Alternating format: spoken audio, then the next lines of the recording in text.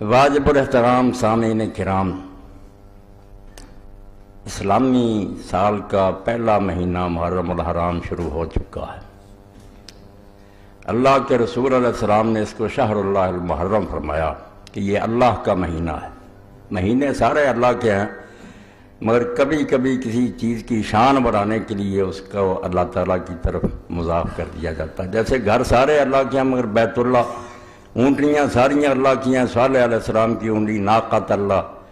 تو اللہ نے اس مہینہ کو فضیلت بخشی ہے، اس لیے اللہ کے رسول علیہ السلام نے صحیح مسلم میں ابو ہریرہ رضی اللہ عنہ کی روایت میں اس کو شہر اللہ المحرم فرمایا کہ یہ اللہ کا مہینہ۔ لوگ یہ چاہتے ہیں اور ایسا ہی کہتے ہیں کہ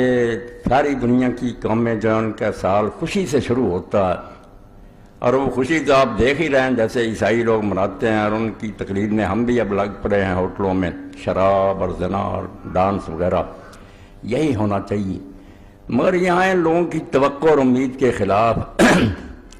کہتے ہیں کہ نہیں، مسلمان رونے دھونے میں لگ جاتے ہیں،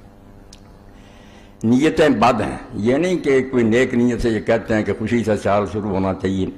اصل میں ان لوگوں کے سینوں میں رسول اللہ صلی اللہ علیہ وسلم کی اولاد کے بارے میں بغض جو ہے وہ جم چکا ہے، اور وہ ان کی زبانوں سے بھی باہر آتا ہے، اور کتابوں پر کتابیں بھی یہ لوگ لکھ رہے ہیں۔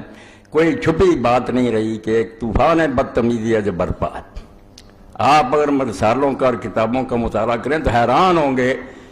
کہ حسین رضی اللہ تعالیٰ عنہ صرف کربلا میں شہید نہیں ہوئے، اب بھی مظلوم ہیں۔ تیروں کی اتنی بارش ہو رہی ہے کہ آدمی حیران ہوتا ہے کہ یہی لوگ جو کہتے ہیں یہ کوئی دینی مسئلہ، اگر یہ دینی مسئلہ نہیں کیوں محرم آتے ہی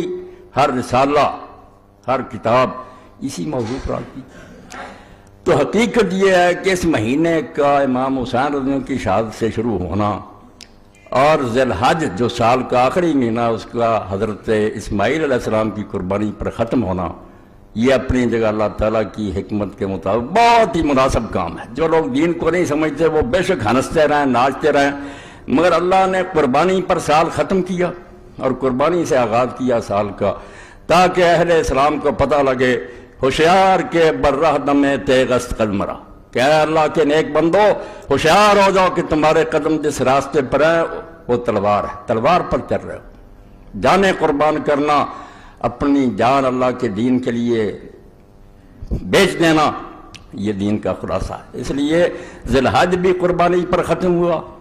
اور امام حسین رضی اللہ عنہ کا واقعہ بھی سال کے شروع میں پیش آیا،